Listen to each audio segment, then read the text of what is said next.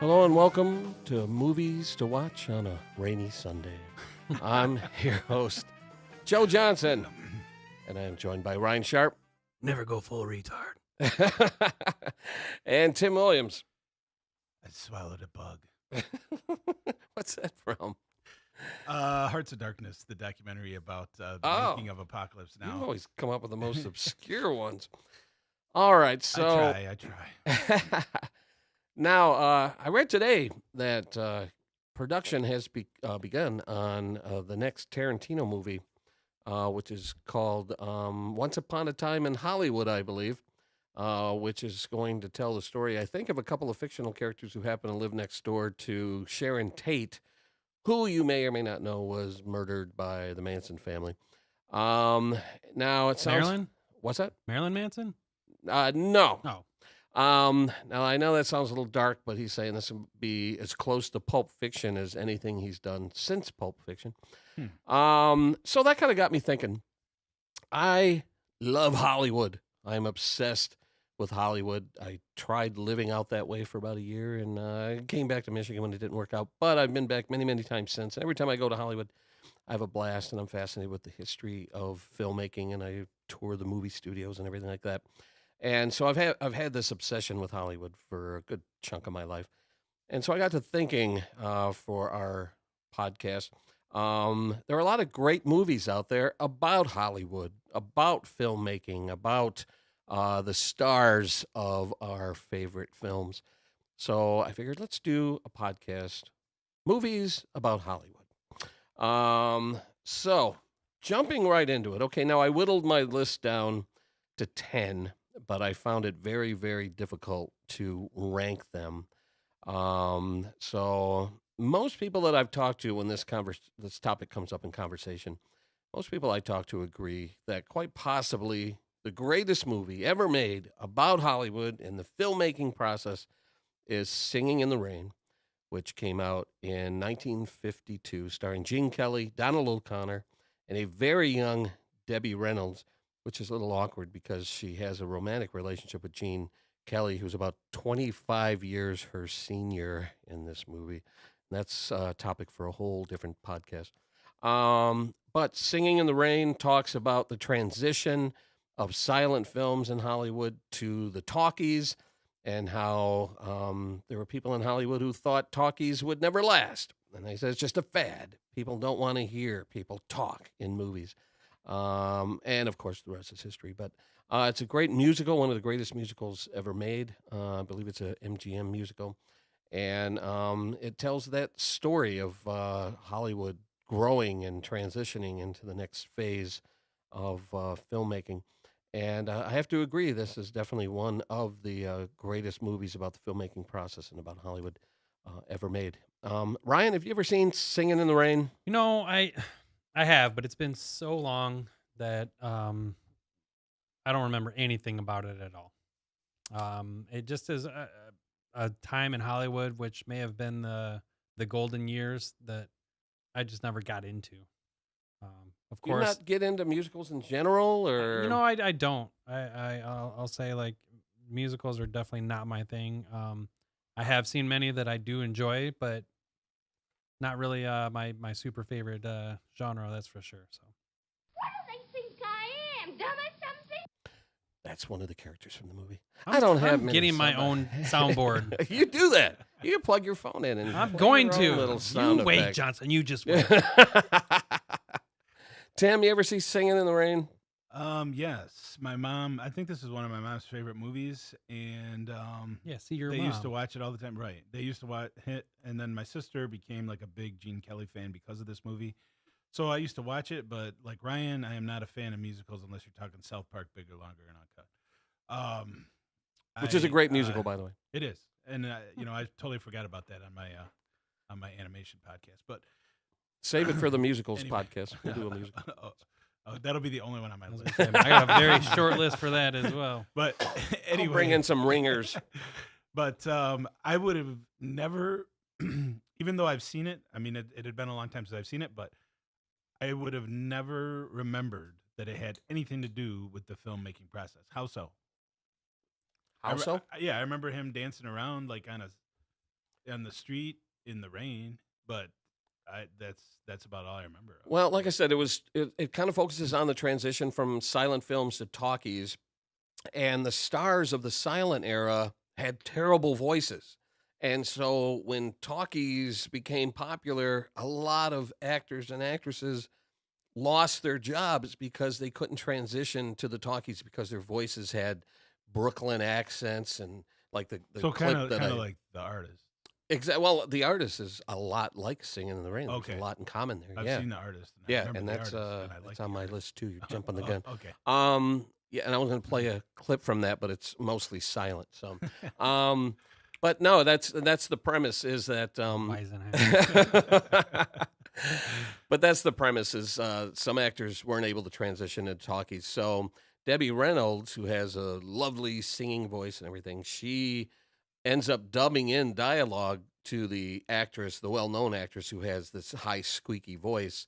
Oh, And so she doesn't get the credit right away. Everyone's saying, "Oh, this other actress has such a beautiful voice," and Debbie Reynolds doesn't get the credit. And so it all kind of builds up to her being revealed as the voice behind this Really? actress. Yeah. I had no idea that's what that movie was about. Maybe I'll Yeah. give it another look. Let's watch it on a rainy Sunday afternoon. All right, moving on.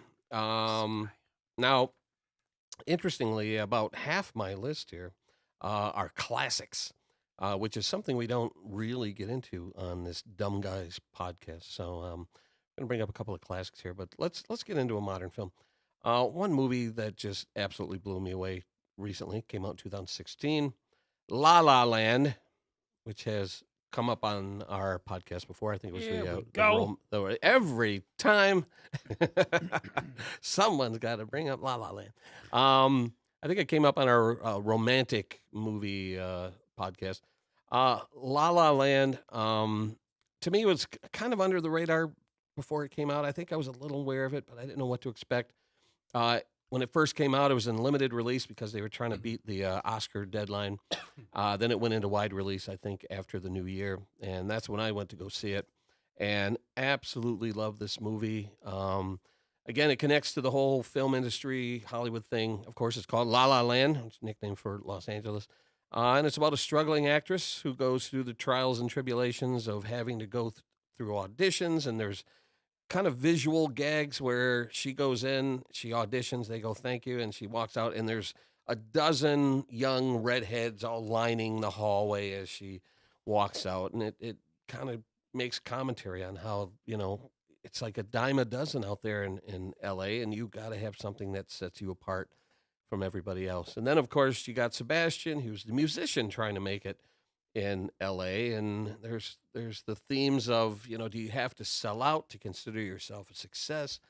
And can a couple who both have dreams of stardom, can they both coexist as they pursue their dreams? And a lot of themes I really appreciated in this movie about chasing your dreams, whether it's to be a great actress or a movie star or a singer, or do you pursue that dream of being with your significant other, your loved one, that sort of thing?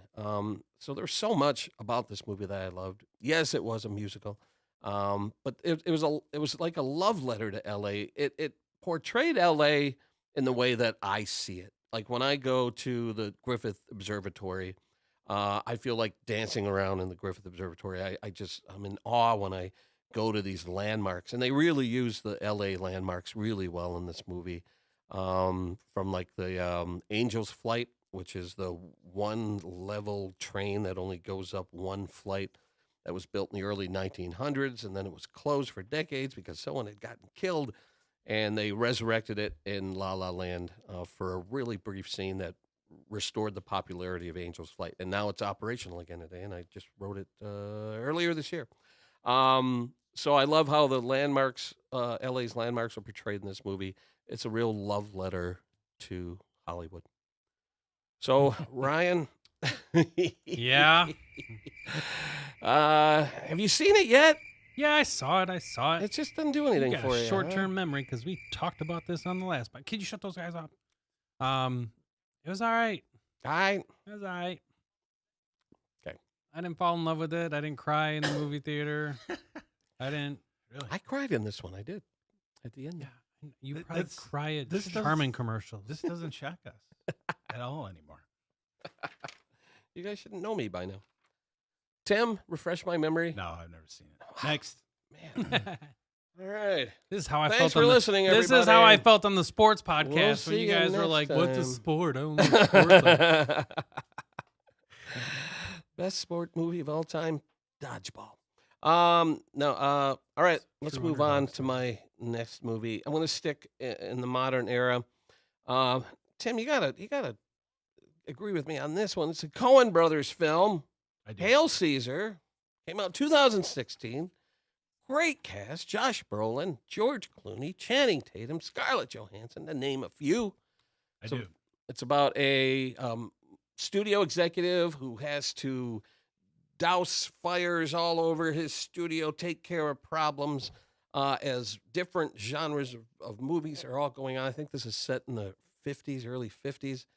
And as he bounces from soundstage to soundstage, we get a little snippet of the movies that are taking place on those sound stages. And it's another love letter to Hollywood, giving you a little insight into the making of movies in the 50s.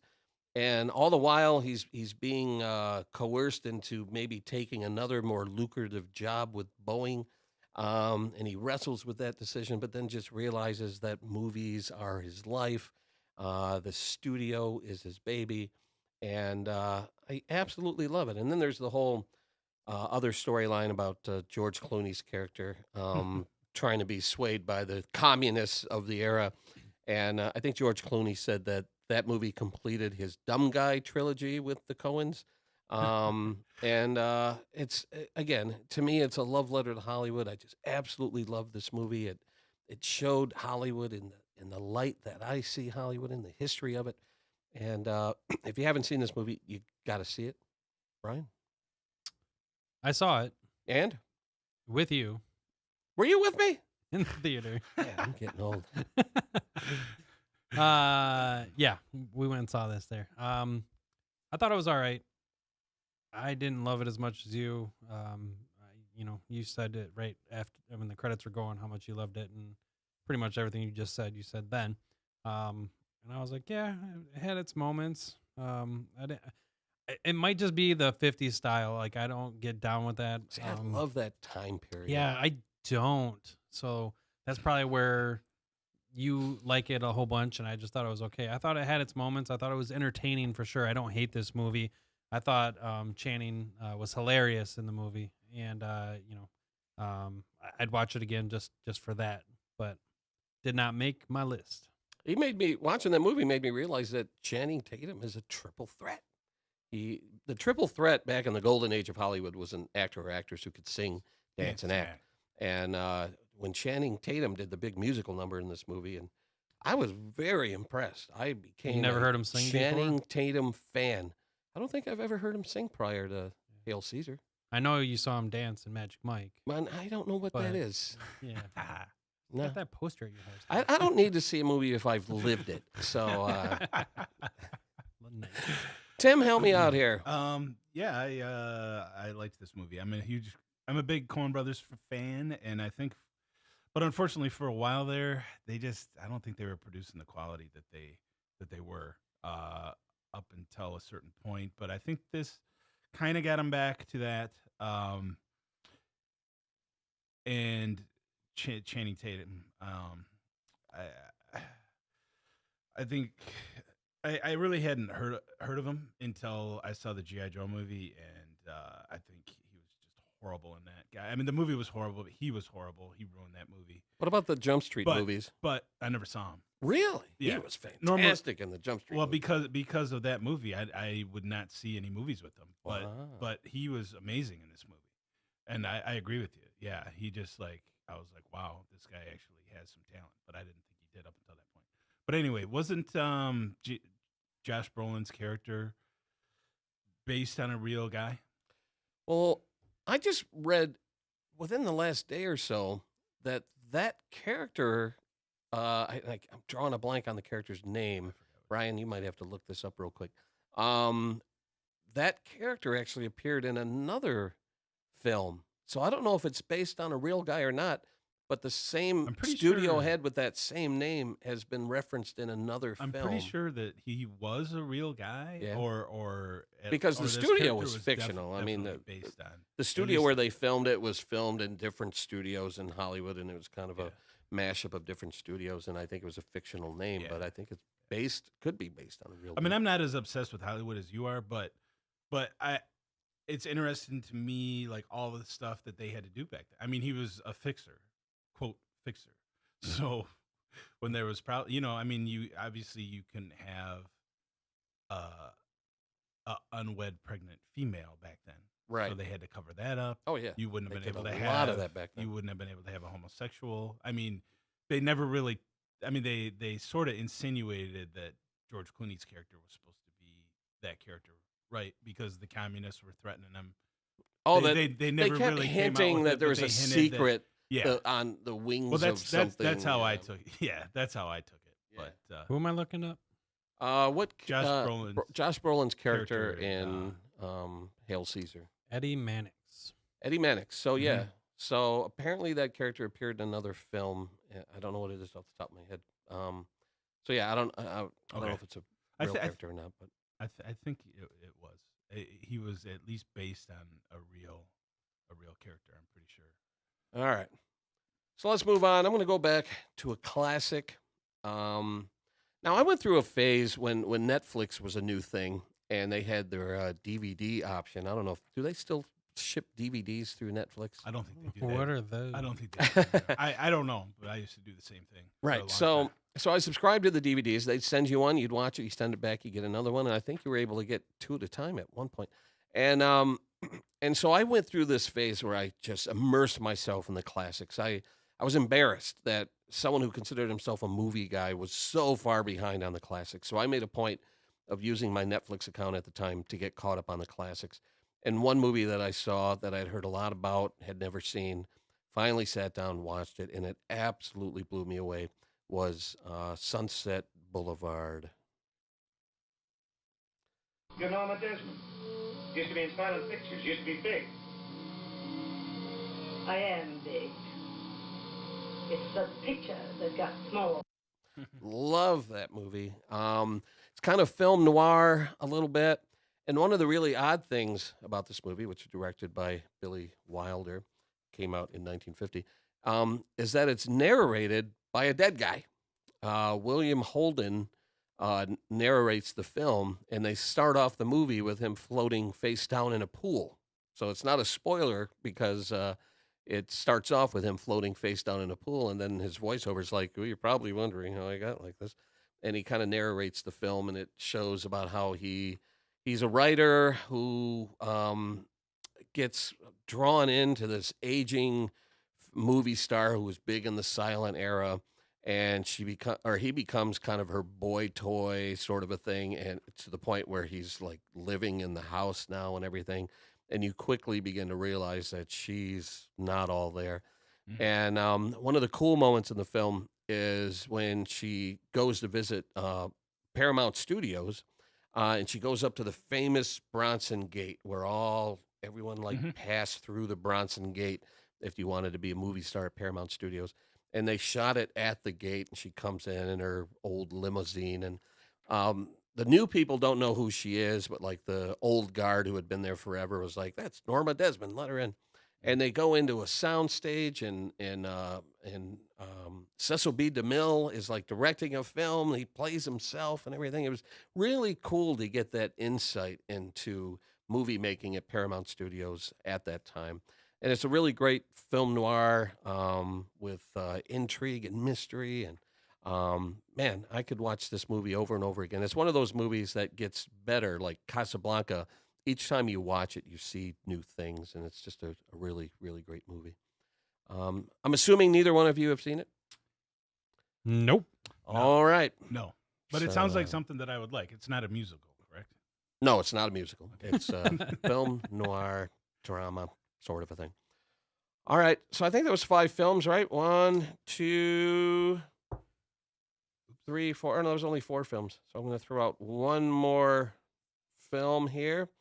Let's go with L.A. Confidential, released in 1997, starring Russell Crowe, Kim Basinger, Guy Pearce, Kevin Spacey, James Cromwell. An amazing cast. Again, this is a film noir, a murder and mystery and twists, and you have no idea which way the story is going. Filmed in and around Hollywood to make it look like it's 1950s era Hollywood. Just a classic, a really, really great film. If you haven't seen it, you need to see it. Great cast, great story, phenomenal acting. Really great film noir murder mystery. As a matter of fact, I love the movie so much that when I went to LA in 2011, I had to go to the restaurant that was featured in the movie. It's called the Formosa, and they got these really cool booths that are, like horseshoe shaped, red leather, padded leather. And I went in and said, I need to sit in the LA Confidential booth. And so I sat in it and took pictures, and I'm tapping strangers on the shoulder going, this is where they filmed LA Confidential. And it's this really great scene where the two cops, they want to question somebody, and they find him at the Formosa. They go in, and he's sitting in a booth with what the cops think is a hooker that looks like Lana Turner. And so she smarts off to the cops, and they're like, we want to hear anything out of a hooker that looks like Lana Turner. And she throws a drink in their face, and the one cop is laughing, and the other one's got drink all over his face. And the cop that's laughing says, no, that is Lana Turner.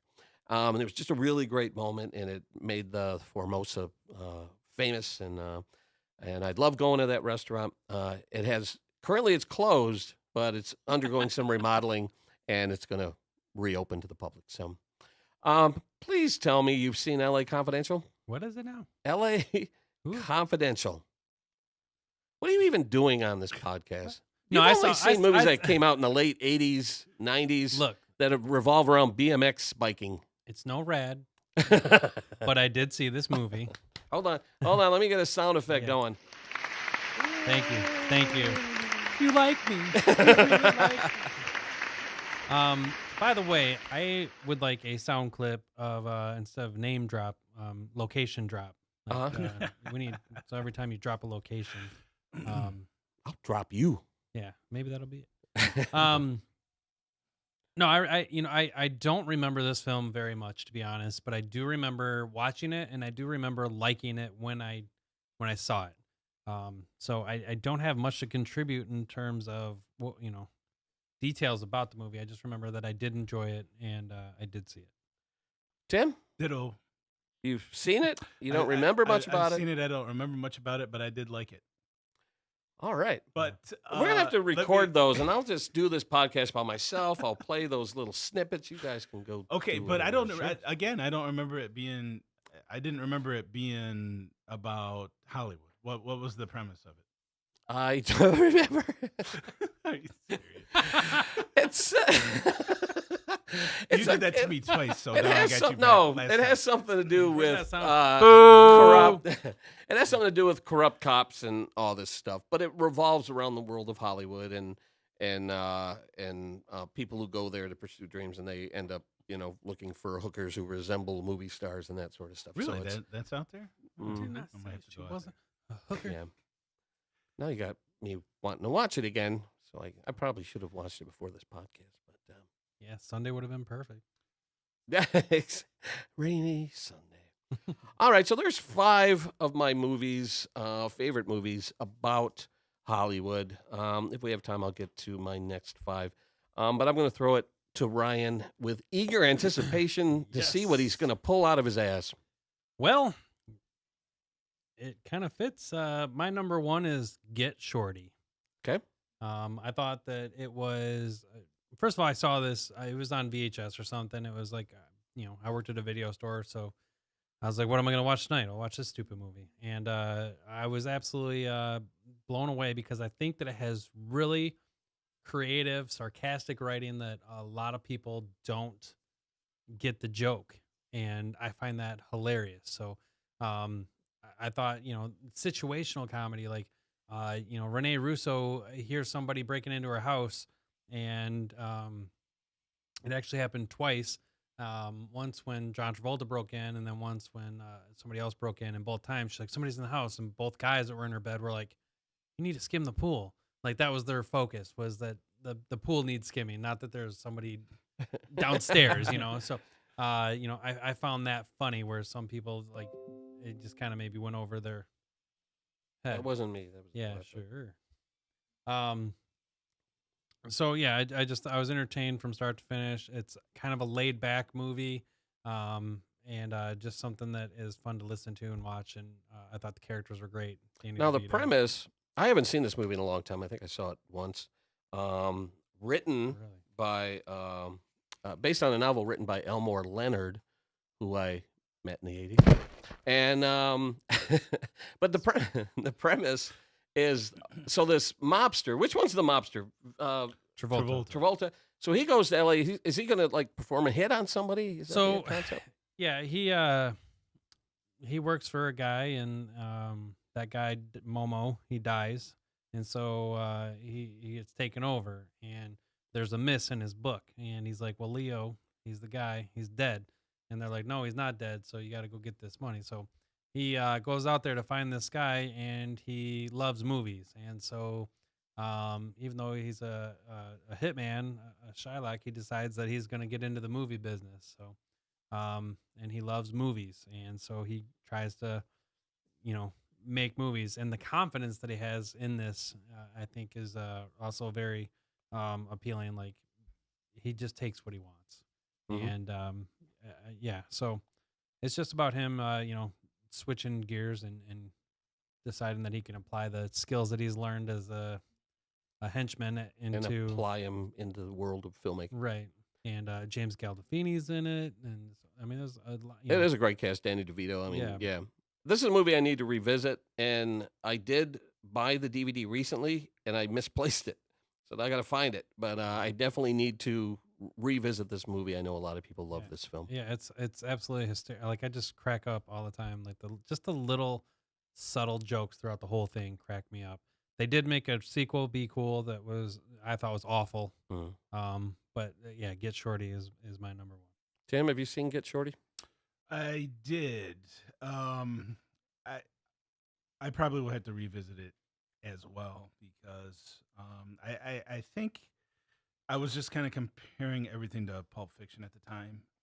Well, I mean, at least Travolta movies. I thought that I remember thinking that it was just kind of put out there to be, you know, in the genre of Pulp Fiction. Because there were so many copycats. Not saying that it is, but that's just how I felt at the time. Because there were so many copycat wannabe Pulp Fiction movies. Right. I thought that that's why that they had put that movie out. But I know that a lot of people would have that on their list, and I know a lot of people love that movie. So yeah, I would definitely be be willing to give it another chance sometime.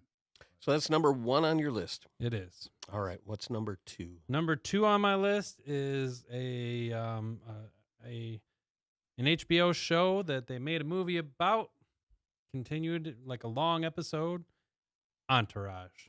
Interesting. Now, I loved the Entourage series. I thought the movie was a great episode of Entourage. Is it one of the greatest movies about Hollywood ever made? Yes. Willing to hear your argument. Yes, it is. Just because, I mean, just for the same reason that the show was so amazing. It just continued. Yeah, maybe it was a really long episode, but I was totally okay with that.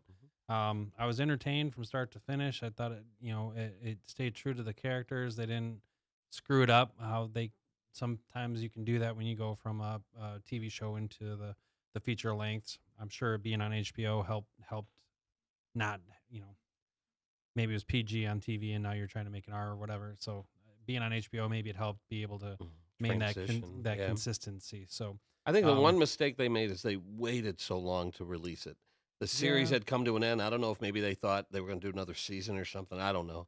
But they waited such a long time for that movie to come out that a lot of people sort of lost interest in it. I was there opening weekend. I couldn't wait to see the movie. I'm such a huge fan of Entourage. So yeah, and it delivered for me. So it's something that I can watch over and over again. I've watched the series multiple times in its entirety. So And I love those characters, man. Those I 4 know, characters. right? I could not wait every week for a new episode. I would just scooch up and be like 6 inches away from my TV screen, and And I could not screwed up wait. because last week on our animation podcast, I meant to say Johnny Bananas and forgot all about it. So shame on me. And Dice was great, and that. So, did you get around to seeing the Entourage movie, Tim? Nope, I've never seen an episode of Oh Entourage. my God! Ever. In my opinion, No. and I know women are probably going to roll their eyes because they dismiss Entourage as being sexist or whatever. My opinion, Entourage is the male equivalent of Sex in the City. Women have Sex in the City. I've tried watching it. I just think it's You awful. tried watching women have sex in the city? You know what I mean. Oh, okay. And so Entourage to me was the male equivalent of Sex in the City.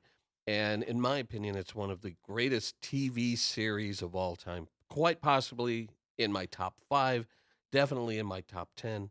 I own all the seasons on DVD and absolutely love the characters and that whole premise of living and succeeding and living that LA lifestyle that most of us here in Michigan can only fantasize about. Yeah, and even though he's not so hot right now, but Jeremy Piven's Ari Gold, that character is like unforgettable ever. I believe he's won several Emmys for I'm that. sure he has. Yeah. And I mean, just him yelling, just for, Lloyd.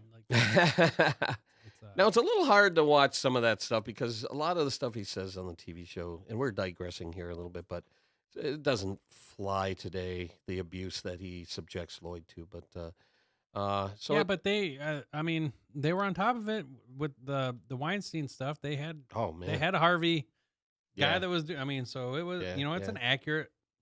I assume it's an accurate portrayal of how things operate. Yeah. Be it wrong or right. That's how it goes. All right, I applaud this entry on your list. Thank you. Oh wait, let Let's me. get some applause. Two in a show. Something's going on here. Yeah. All right, what else you got? All right, so coming in at number 3 is a film that I thought should have been nominated for an Oscar, and it is Disaster Artist. Okay, I agree with you.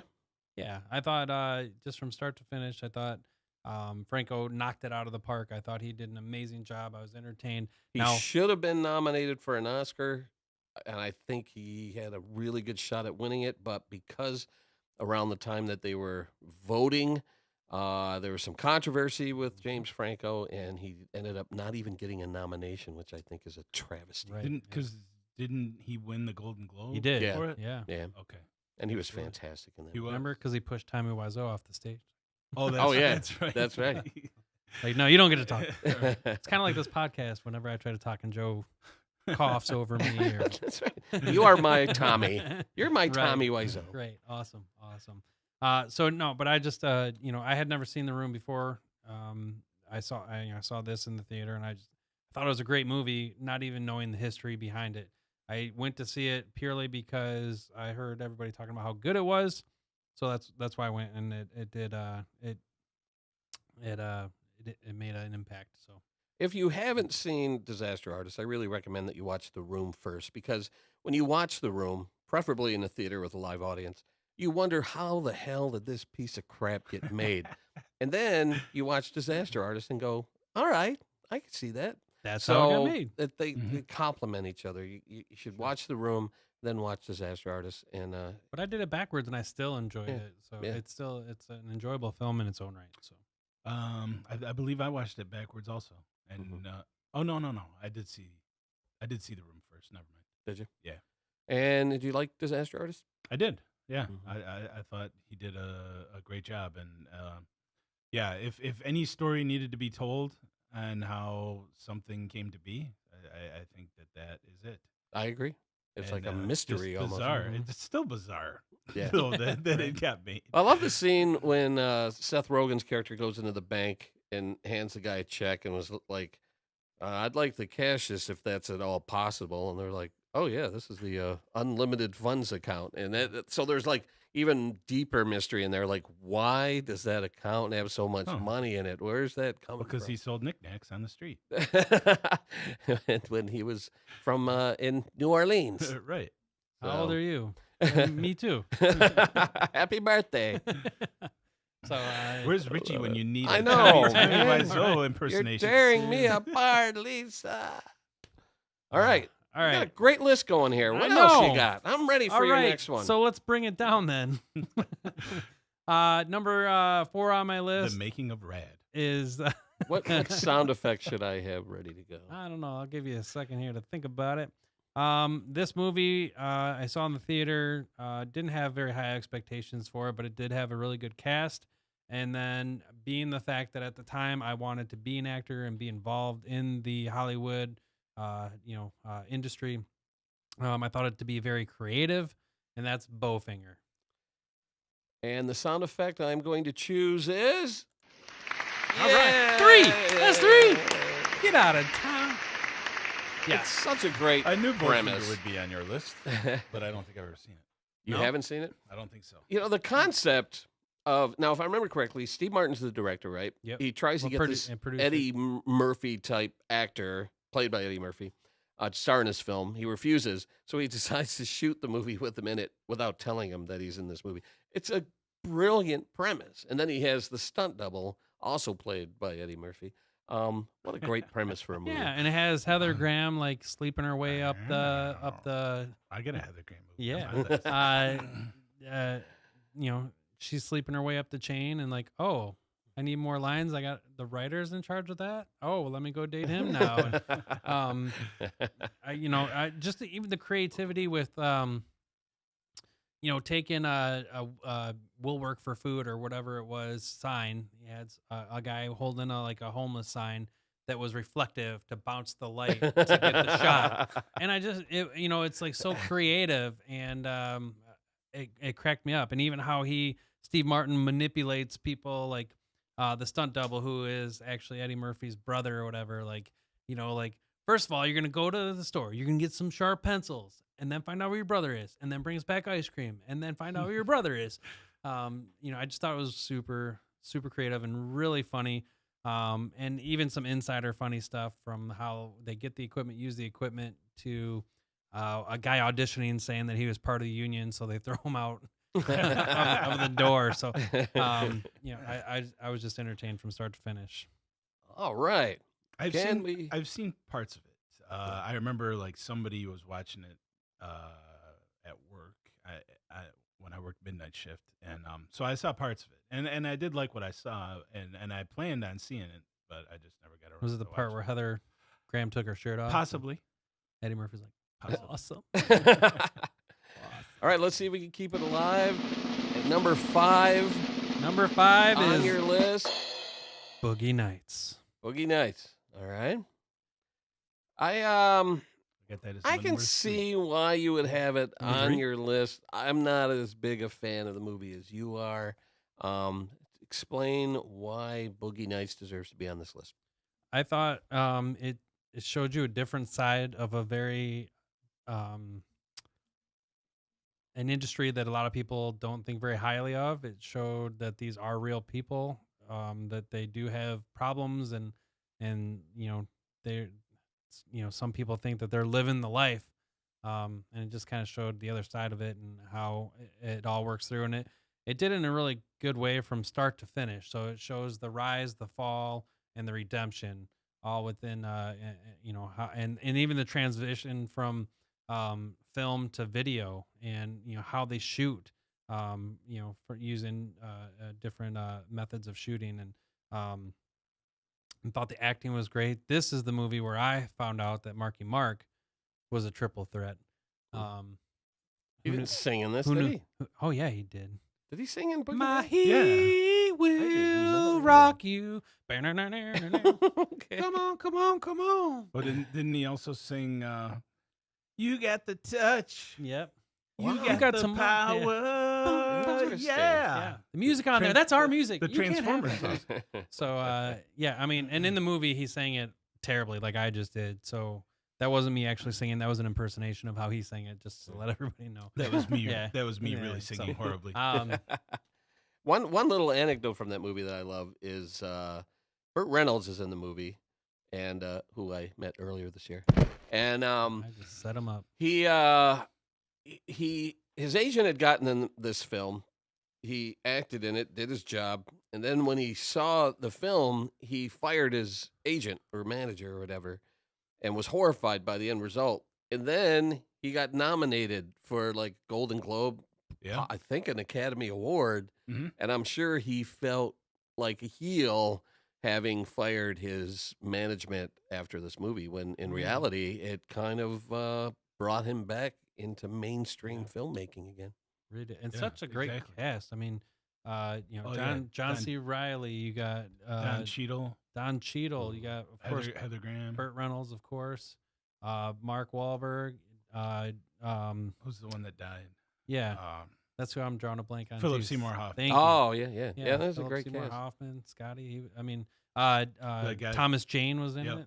Oh, Yep. okay. So I mean, Yep. what a great cast and great soundtrack and What great about visual effects. the redhead actress too? Yeah, Julianne Moore. Oh yeah, she's good in everything she does. Mhm. All right, Ryan, you really brought it. I You brought it. I'm I know. impressed. So you're sitting there mocking me for not seeing Singing in the Rain, but I All wanted right. to bring a different aspect to it. I'll allow it. Tim, what do you got? How do you follow that?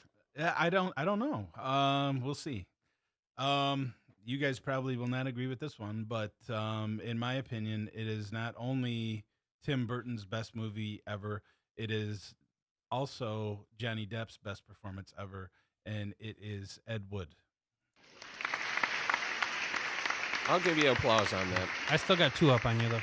I mean, you guys know I'm a big monster movie guy, and more along that era, and a big B movie guy almost.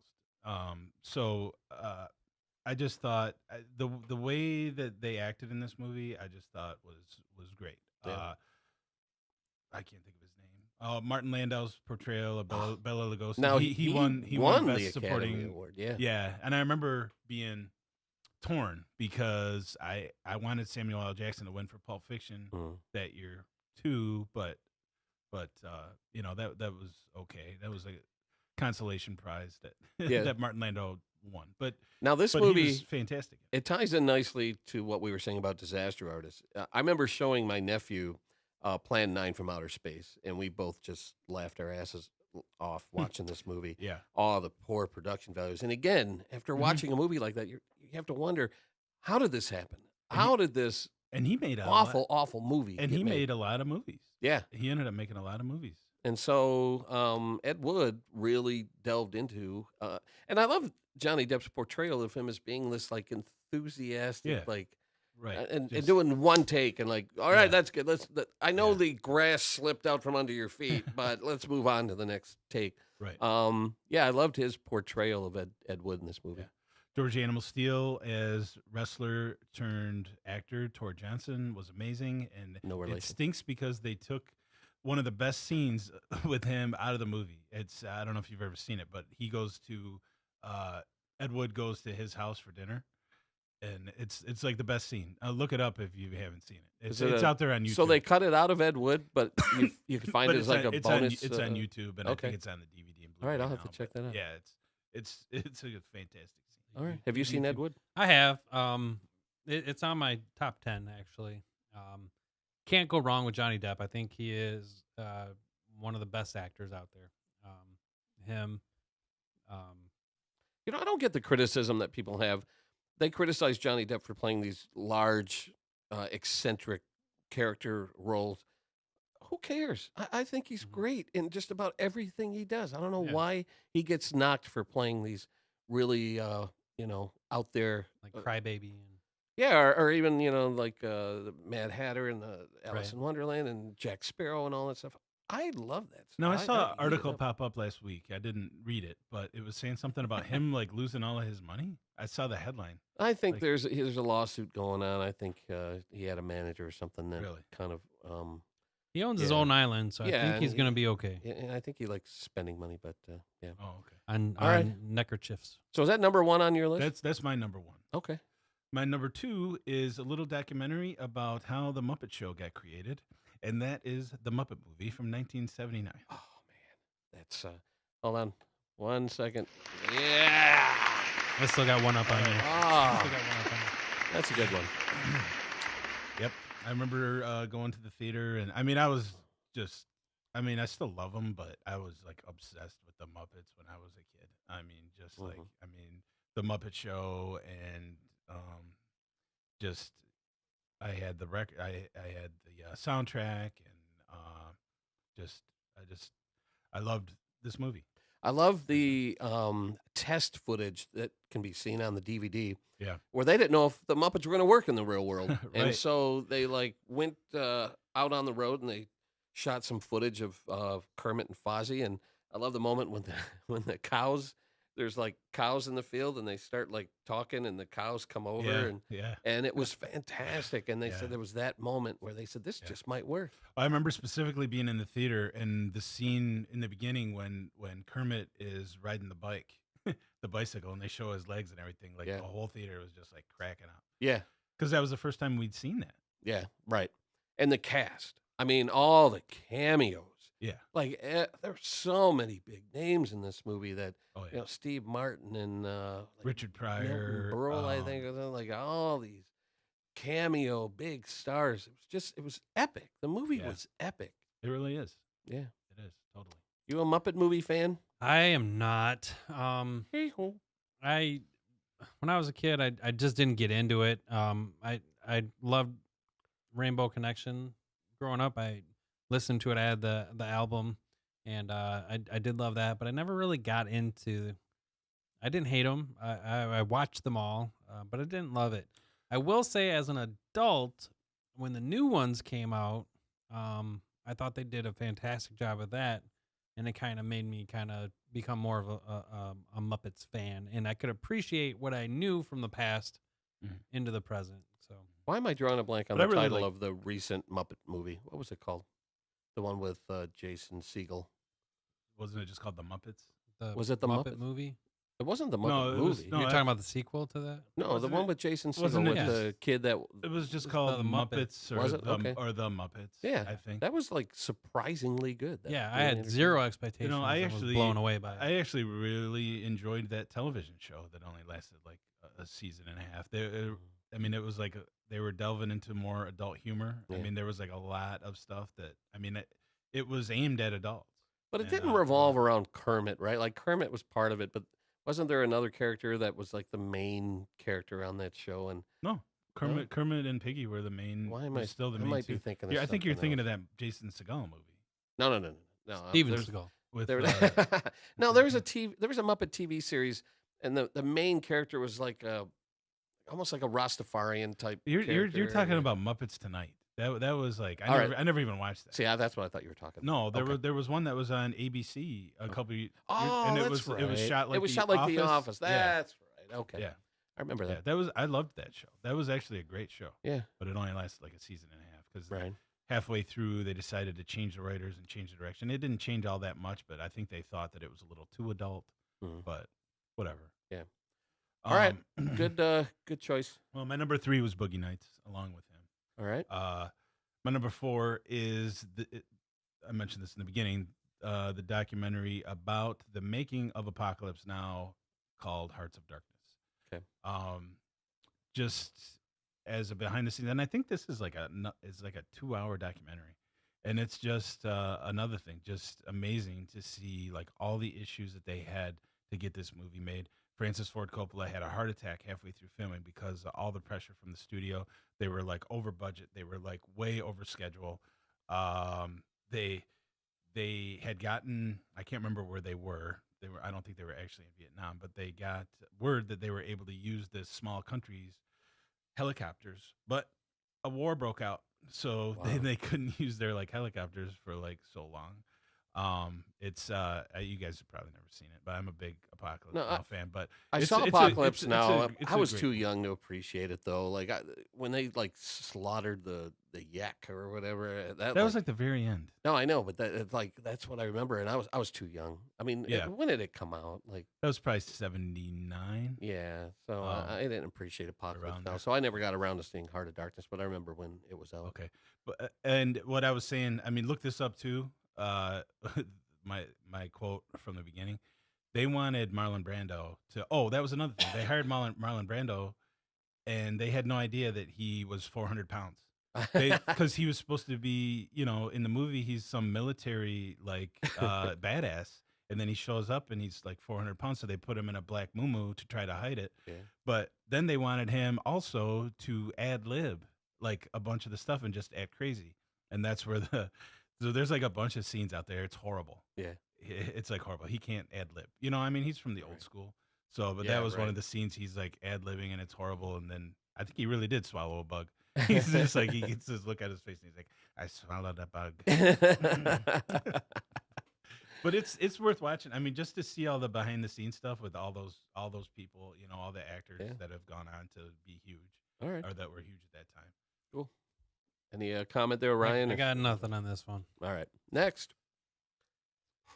Okay, my number 5 is a movie called Matinee, and it is about a well, I mean, it's loosely based on the director William Castle, movie maker William Castle, who would do all these Gimmicks. B movie things, and they would put gimmicks in the theater.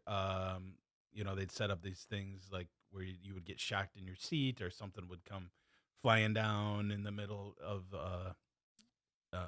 through the theater or whatever. I mean, there was like a bunch of things, but Yeah. Is that John Goodman? John John Goodman. Goodman, yes. And what Played I him, think but- one of his greatest roles ever. yeah, it's been a while since I've seen it, but I remember really like it because I don't think when I was watching it I realized what it was about, and then once I started watching it, I was like, wait a minute, this is William Castle. This is supposed to be William Castle. Yeah. I didn't realize that until I was watching it. I loved it. But, I don't remember if it was a box office success, but I think I don't it think should it. have I been. don't think it was. I think it bombed. Yeah. But again though, I mean, they didn't really. I don't remember seeing much advertising for it, and what I did, I don't think they really showed what the movie was actually about in the previews. Yeah. I think they just made it look like it was a guy that had a theater. Yeah. and I loved it. I thought it was light and fun, and again, It is. kind of captured that era, that '50s era, where Mhm. there'd be movies were in the theaters, and you needed to come up with gimmicks to get people in the seats, and I really enjoyed it. Yeah. Uh, no. Got nothing. pops and buzzes. I Well, you didn't know it was John Goodman. I know the movie. I just never. I might have watched it once, long Okay. long Yeah. long time ago. But yeah, I definitely. It came out at a time where I was working in a movie theater, or a video store. So I Yeah. can see the cover box in my head. So. With the remaining time in our podcast, I'm just going to rattle off the next 5 movies on my list. The Player, released in 1992, directed by Robert Altman, starring Tim Robbins. Great movie about Yes, great about movie. filmmaking. Sullivan's Travels, 1942 film, directed by Preston Sturges, starring Joel McCrea and a lovely Veronica Lake. About a director who wants. This is during the Great Depression. He wants to create a movie that tells the story of the common man and his plight. So he dresses as a hobo and goes out in the world, and a series of hijinks ensues.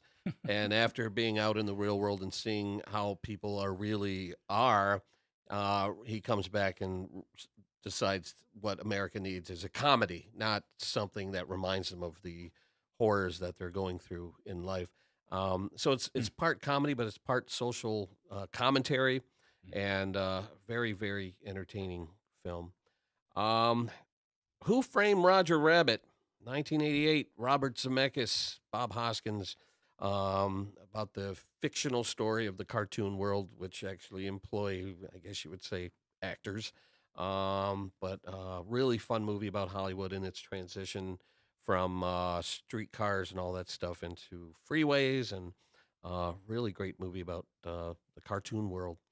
The Bad and the Beautiful, 1952, starring Lana Turner, Kirk Douglas. Story of actors and producers and writers and stabbing each other in the back, and a really great drama Real classic movie. Great movie. And then I just want to throw out an honorable mention. Hooper, 1978. Love story, or a love letter, I should say, not love story. Love letter to the stuntman industry.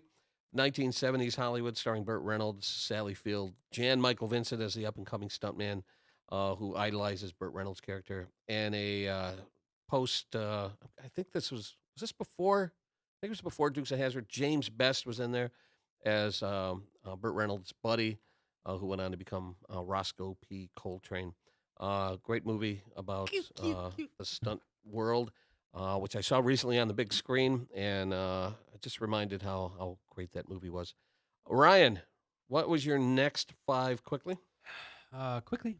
So I got Tropic Thunder. Tropical. I was thinking of smoothies. Tropical smoothies. No, Tropic Thunder. I just thought it's hilarious. Great writing, great cast. You know, the Robert Downey Jr. Role in there. It's one of those. It's kind of like a guilty pleasure because it makes you uncomfortable, but brilliant. It's a brilliant portrayal. I don't get uncomfortable very often, so it didn't. I'm okay with it. So he was the Rachel Dolezal of that time period. So and he's another one just like Johnny. I put those together. Those are like 2 of my favorite actors of all time. I think Robert Downey is a great actor. I agree. Even though not all of his work, like Johnny B. Good always. Johnny B. Good's awesome. I love the movie, but he was on so many drugs. But when I was talking with Anthony Michael Hall, I was oh wait. There we go. Jeez, gotta give me a heads up here. Yeah, well, I'm spontaneous. I didn't know I was gonna name drop. I was talking to Anthony Michael Hall. We were just hanging out, chilling, relaxing off school, shooting b-ball after school. And I said, hey, so what do you think of Johnny B. Good now? And he goes, oh, you mean Johnny B. Movie, as Downey calls it? So I thought it was hilarious. They can say that because they're in it. I like that movie, but I mean, he's even admitted this. Like, that is like the worst period, like drug-wise. It's obvious. And it's so obvious in that movie. It's crazy. And you bring up a point. You got to wonder what we missed out from Robert Downey Jr. having him go through that drug phase, where, I mean, at the time, I just thought, well, we're going to read about his death any day now. Oh, yeah. And then for him to come back and become one of the most acclaimed actors. Right. But you know what? If he didn't go through that, maybe he wouldn't have become that. So you can go that way too. And he was in that great drug movie, Less Than Zero, which was probably like a little biography. What movie was he in? I saw fairly recently where he had like the mohawk. Was it Back to School, or he was like somebody's buddy had like a mohawk? I'm gonna have to look that up. I don't remember. All right, we just got a few minutes left. What else you got there, Ryan? Just real quick, we pretty much went over everything else. I did throw Birdman on there, even though it was kind of more of a theater thing. Yeah, that was New York Broadway sort of thing, but show business. Kind of the behind the scenes aspect of it, I really enjoyed. Yeah. And then I'm gonna round it off with a terrible one that was just kind of entertaining. That's Be Kind, Rewind. Where Jack Black, where they worked in a video store and accidentally erased all the movies. So that was a pleasant surprise. Yeah, so they recreated them. What did they do to them? They sweeted them or something? Yeah, they sweetened them. What was it? They sweeted, right? Sweeted, SWEDED. Yeah, so it happened to recreate those movies. I love that. I thought it was hilarious. So that's it. What's left on your list, Tim, that we haven't gotten to? Did we talk about the artist? I thought we mentioned it briefly. Academy Award winner from 2011, done mostly as a silent movie. I think there's a couple of spoken lines of dialogue toward the end there. I thought that was really well done. Yeah. I need to buy that on video. I don't own that one, and I should. Hail Caesar was 6. Saving Mr. Banks. Oh, okay. The movie about the making of Tom Hanks as Walt Disney, making Mary Poppins. Yeah, he had a real hard time convincing her to let him, the creator of Mary Poppins, to let him make that movie. So he schmoozed. Seen that one? You have not seen that? No, I need. It's actually pretty good. I'm a Tom Hanks fan, and I have not seen that one. Yeah, it's really good. Number 9 is Shadow of the Vampire. The movie, although fictionalized version of the making of Nosferatu. William Dafoe plays Max Schreck, and John Malkovich plays the director, who I can't remember. But he tells him that he gets to eat his co-host at the end if they portray it like Max Schreck was a real vampire. Anyway, number 10 is a tie between Hollywoodland and adaptation. Great. All right, you guys really brought your A game today. I'm impressed. I always bring my A game. How dare you? I thought I was going to have to carry this whole show. Thanks, guys. Thanks for listening, and we'll see you next time on Movies for a Rainy Sunday.